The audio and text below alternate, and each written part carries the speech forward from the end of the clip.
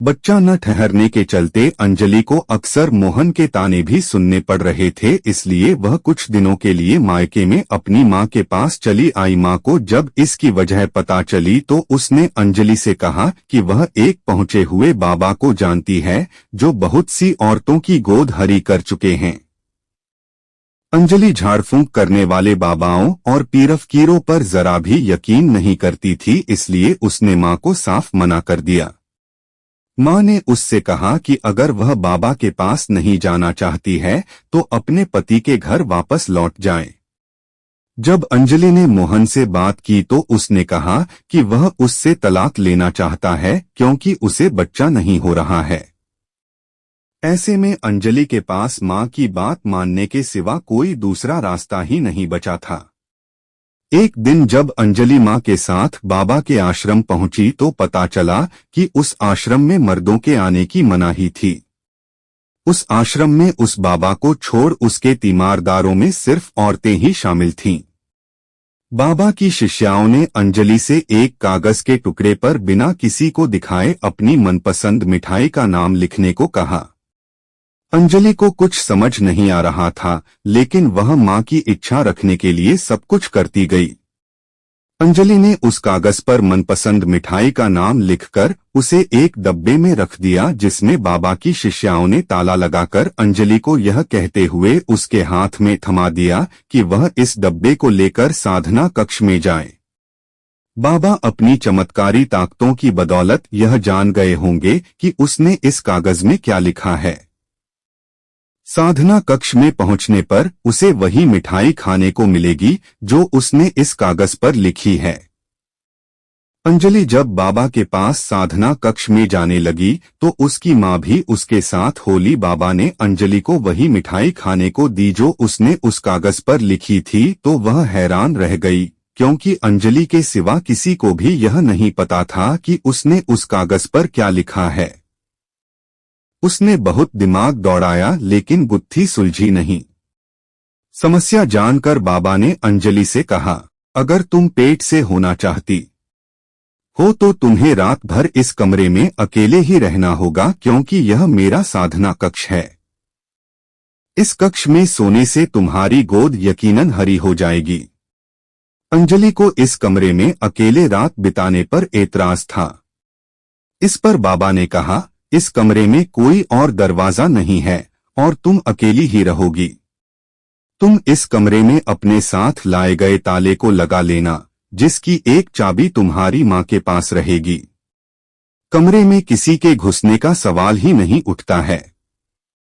अंजलि बेमन से कमरे में रात बिताने को तैयार हुई। बाबा और उसकी मां जब कमरे से बाहर निकलने लगे तो बाबा बोला, अंजलि, जो प्रसाद मैंने तुम्हें दिया है उसे अभी खा लो। अंजलि ने मिठाई खा ली। बाबा ने बाहर निकलने के बाद कमरे में ताला लगाकर चाबी अंजलि की मां को दे दी। उधर मिठाई खाने के बाद अंजलि पर अजीब सी खुमारी छाने लगी थी।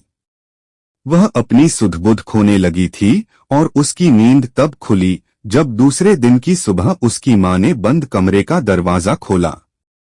अंजलि कमरे से बाहर निकलते समय सोच रही थी कि उस मिठाई में ऐसा क्या था जिसे खाने के बाद उसे अजीब सी खुमारी छा गई, और इसके बाद क्या हुआ उसे पता नहीं चला। लेकिन वह बेफिक्र भी थी, क्योंकि उस कमरे की चाबी उसकी मां के पास थी और कमरे में घुसने का कोई दूसरा दरवाजा भी नहीं था। अंजलि को बाबा के आश्रम से लौटे 2 महीने बीत चुके थे कि एक दिन अचानक उसे उल्टियां होने लगीं। उसने अपने डॉक्टर दोस्त रमेश से जब चेकअप कराया तो पता चला कि वह पेट से है। डॉक्टर रमेश की बात का अंजलि को यकीन ही नहीं हुआ, क्योंकि उसे पति से अलग हुए 5 महीने से ऊपर बीत चुके थे, फिर वह पेट से कैसे हो सकती है। अंजलि ने डॉक्टर रमेश से कहा, डॉक्टर साहब, आप एक बार फिर से रिपोर्ट देख लीजिए, कहीं ऐसा न हो कि जांच रिपोर्ट में कोई खामी हो। लेकिन डॉक्टर रमेश ने कहा कि उसकी रिपोर्ट बिल्कुल सही है और वह पेट से है।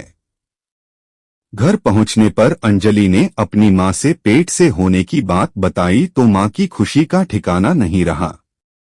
लेकिन जब अंजलि बोली कि वह मोहन से 5 महीने से मिली ही नहीं है, तो ऐसा कैसे हो सकता है? अंजलि बोली, माँ, बाबा के आश्रम में मेरे साथ रेप किया गया है। कहीं तुमने बाबा के साधना कक्ष की चाबी किसी को दी तो नहीं थी? माँ बोली, नहीं नहीं, मैंने सारी रात चाबी अपने पास ही रखी थी और सुबह दरवाजा भी मैंने ही खोला था। अंजलि यह बात मानने को तैयार न थी। उसका कहना था कि बाबा के आश्रम में ही रेप हुआ है, जिसके चलते वह पेट से हुई है। लेकिन उसकी माँ बाबा के खिलाफ एक बात सुनने को राजी न थी। वह तो इसे बाबा का चमत्कार मान रही थी। अंजलि ने यह बात जब मोहन को फोन करके बताई तो उसने उस पर ही चरित्रहीन होने का लांछन लगा दिया और कभी भी फोन न करने की बात कहकर फोन काट दिया। उधर अंजलि को अब पूरा यकीन हो चुका था कि उस रात बाबा के आश्रम में उसके साथ कोई तो हमबिस्तर हुआ था। हो न हो, उस कमरे में कोई गुप्त दरवाजा है जिसके रास्ते कोई उस कमरे में घुसता है और साधना कक्ष में पेट से होने के लालच में रात बिताने वाली औरतों के साथ रेप करता है। अंजलि ने अब निश्चय कर लिया था कि वह उस पाखंडी बाबा की हकीकत दुनिया के सामने लाकर रहेगी। अंजलि ने अपने मन की बात माँ को बताई तो माँ बाबा के खिलाफ जाने को तैयार न हुई, पर जब अंजलि ने अपनी जान देने की बात कही तो माँ उसका साथ देने को तैयार हो गई। अंजलि इस बार फिर बाबा के आश्रम पहुंची और उसने बाबा को बताया कि वह उनके चमत्कार से पेट से तो हो गई है, लेकिन उसका पति उससे तलाक लेकर दूसरी शादी करने जा रहा है। ऐसे में वह नहीं चाहती है कि वह पेट से हो, इसलिए वह चमत्कार करके उसे पेट से होने से रोक लें। बाबा ने अंजलि को एक पुड़िया देकर कहा, तुम इस चमत्कारी भभूत का सेवन करो, इससे तुम्हारे सारे कष्ट दूर हो जाएंगे और पेट में पल रहा बच्चा भी अपने आप छूमंतर हो जाएगा। अंजलि बाबा के आश्रम से घर आई और उस बाबा द्वारा दी गई भभूत को डॉक्टर रमेश के पास ले गई। डॉक्टर रमेश ने उस भभूत को लैब में टेस्ट के लिए भेजा तो उसमें बच्चा गिराने की दवा निकली। अब अंजलि को पूरा यकीन हो चुका था कि बाबा के आश्रम में औरतों के साथ जबरदस्ती सेक्स संबंध बनाने का खेल खेला जा रहा है। अंजलि दोबारा उस बाबा के आश्रम में पहुंची और बाबा से बोली, बाबा, आपकी चमत्कारी भभूत के चलते पेट में पल रहा मेरा बच्चा अपने आप छूमंतर हो गया है। मेरे पति मुझे अपनाने को तैयार हो गए हैं। उन्होंने एक शर्त रखी है कि इस बार मुझे वे तभी वापस ले जाएंगे जब मैं वहां जाने पर पेट से हो जाऊं। मैं चाहती हूं कि आपके चमत्कार से एक बार फिर मैं पेट से हो जाऊं, क्योंकि इस बार अगर मैं पेट से न हुई तो वे मुझे हमेशा के लिए छोड़ देंगे। बाबा ने कहा, तुम दोबारा पेट से हो सकती हो, बस एक रात साधना कक्ष में गुजारनी होगी। अंजलि साधना कक्ष में रात गुजारने को तैयार हो गई, पर इस बार उसने पुलिस से मिलकर उस बाबा की असलियत बता दी थी। लेकिन पुलिस बिना सबूत उस बाबा पर हाथ नहीं डाल सकती थी, इसलिए पुलिस ने अंजलि को सबूत इकट्ठा करने के लिए फिर से बाबा के पास जाने को कहा था।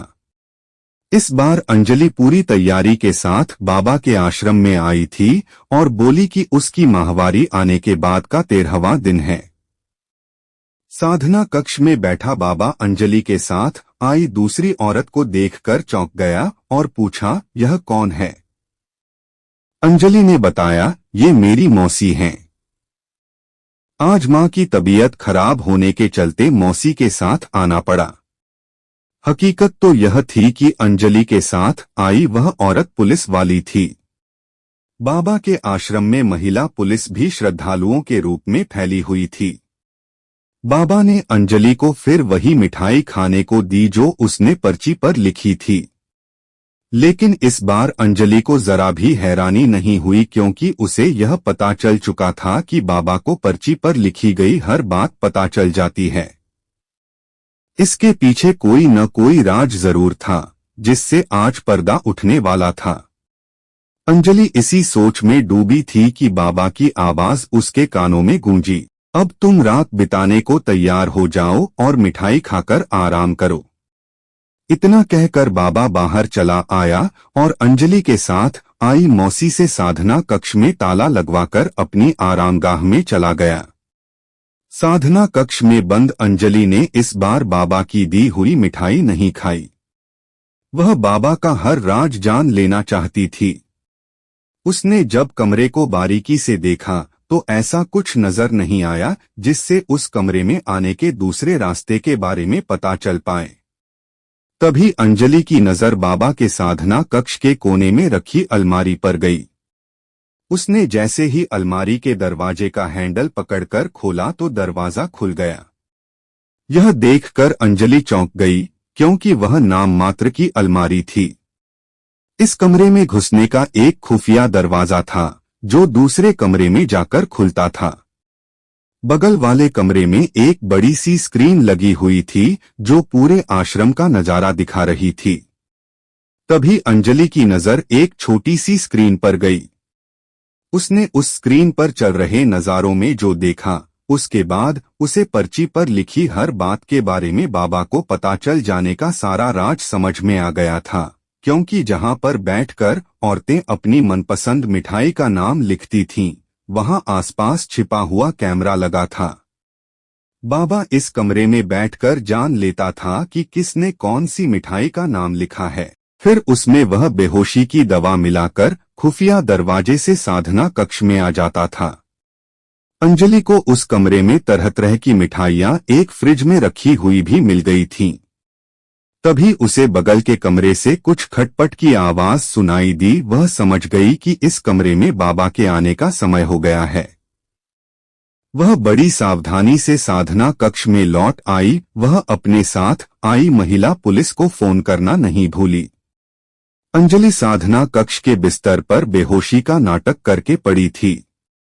बाबा साधना कक्ष में आ चुका था। अंजलि सब कुछ कनखियों से देख रही थी। बाबा अपने कपड़े उतार चुका था। वह अंजलि के ऊपर झुकने ही वाला था कि अंजलि का झन्नाटेदार थप्पड़ बाबा के कान पर पड़ा। बाबा खुद को संभालते हुए अंजलि पर झपटा, लेकिन अंजलि का पैर बाबा के अंग वाले हिस्से पर पड़ा और वह गश खाकर गिर गया। अंजलि जोर से चिल्लाई। इसी के साथ कमरे का दरवाजा भड़ाक से खुल गया और एक साथ कई पुलिस वाले कमरे में धड़धड़ाते हुए घुस आए। बाबा खुद को संभालते हुए खुफिया दरवाजे की तरफ लपका। पुलिस वाले भी उसे पकड़ने के लिए उस तरफ लपके, लेकिन तब तक बाबा कहाँ छूमंतर हो गया पता ही नहीं चला। पुलिस चारों तरफ से आश्रम को घेर चुकी थी, लेकिन बाबा आश्रम में कहीं नहीं मिला। तभी आश्रम की एक साध्वी ने जो बताया, उससे पुलिस वाले भी चौंक गए। उस साध्वी ने बताया, मेरी बहन भी इस बाबा के चक्कर में पड़कर इसकी शिष्या बन गई थी, लेकिन वह एक दिन बाबा का राज जान गई और उसने बाबा की सारी करतूतों का वीडियो भी बना लिया था। तभी बाबा को यह बात पता चल गई और उसने मेरी बहन को गायब करा दिया। तब से मैं अपनी बहन की खोज में यहाँ पर बाबा की शिष्या बनकर उसके खिलाफ सबूत इकट्ठा कर रही हूँ। इसी दौरान आश्रम में बनाए गए खुफिया ठिकानों के बारे में भी मुझे पता चला। बाबा ने आश्रम के अंदर एक खुफिया कमरा बना रखा है जिसमें वह खुद के खिलाफ जाने वालों को न केवल कैद करता है बल्कि उनकी हत्या करके उन्हें वहीं दफना भी देता है। उस शिष्या ने पुलिस वालों को आश्रम के पीछे झाड़ झंखाड़ में बने एक गुप्त रास्ते से उस खुफिया कमरे तक पहुंचा दिया। वहां छिपा बाबा धर दबोचा गया। उस कमरे से पुलिस को भारी मात्रा में हथियार और कैद की गई औरतें भी मिली। उस कमरे में कई कब्रें भी थीं जिनकी खुदाई से कई औरतों की अस्थियां बरामद हुईं। अंजलि की सूझबूझ से पाखंडी बाबा के साधना कक्ष में औरतों के पेट से होने का राज खुल चुका था।